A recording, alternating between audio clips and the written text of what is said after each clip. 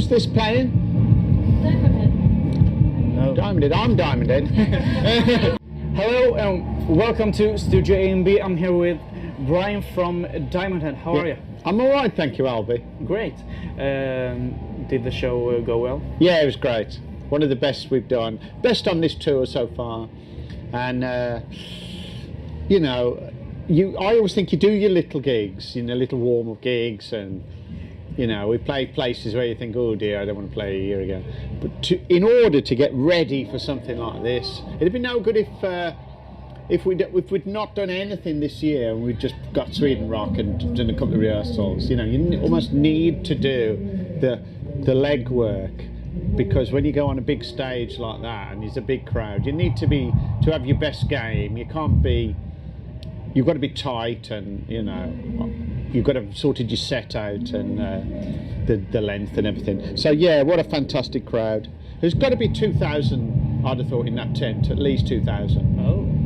And I was looking right to the back of the tent. It was full, and I kept thinking the people at the back might wander off after a few songs. They might think, nah, not for me, you know, I'm going to watch another band. But they stayed right till the end, every single person. So I was really happy. It was great. How is it to play here in Sweden? Well, I've done Sweden Rock once before, in 2005, and it was fabulous there.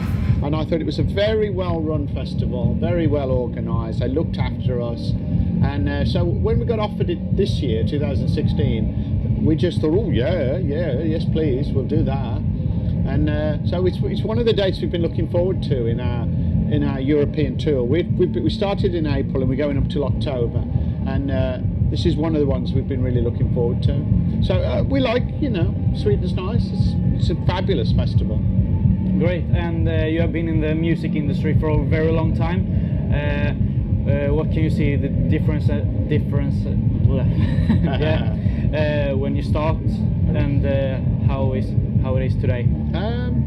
I just think there's more of everything now. When I started, there was only really one magazine in the UK that covered rock, which was called Sounds. It wasn't even an exclusive rock.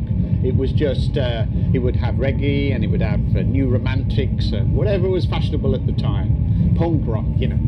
And so, you know, now you've got dozens of magazines, you've got internet, you've got more festivals, more bands, more, you know, ways to get out there, and you're almost swamped, I think, and it takes a lot more probably to get your head above the pack, you know, to get noticed. You've probably got to do something a bit more special now to get noticed.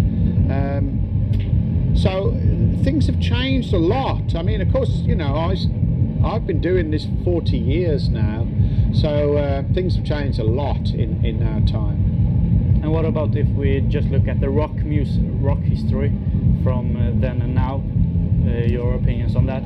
Okay, well, the heaviest band in the world in 1976, of course, was Black Sabbath, and I was a big Black Sabbath fan. So, you know, they're one of the bands that influenced me. And then, as I always think, heavy metal hadn't been invented in 1976. The term hadn't been invented. It didn't start, in my opinion, until about 1978, when it was attached to Judas Priest, and then it's grown, and then it's fragmented into different genres, and black metal, thrash metal, you name it, death metal, and it's just grown and grown, hasn't it? It's huge. There's festivals dedicated just to metal. I mean, once upon a time, you know, you'd have all kinds of bands playing the same festivals, and so all that's changed.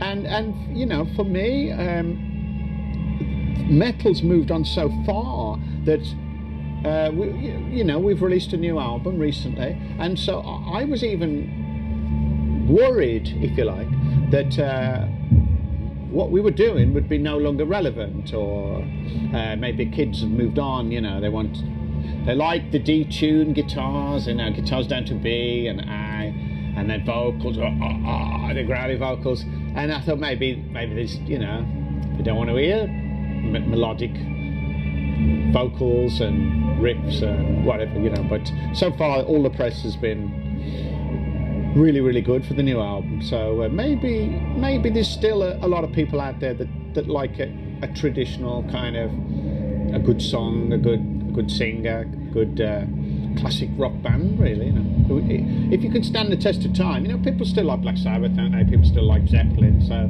I suppose if you can write a good song, you can probably survive all the passion. What's the future for Diamond Head? Yeah, what's the future? Okay, well, at the moment we're focusing on this tour. We've got about 30 dates across Europe, and then in November we're off to the States. We've got about 20 odd so far, and Canada. So there isn't a lot of time for anything else, you know, for writing or whatever. But we've already discussed writing another album. It's just doing it, you know. It's one thing talking about it, and there's another thing coming up with the material.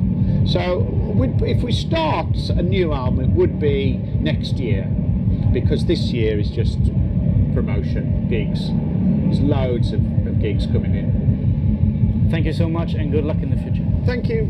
You're welcome.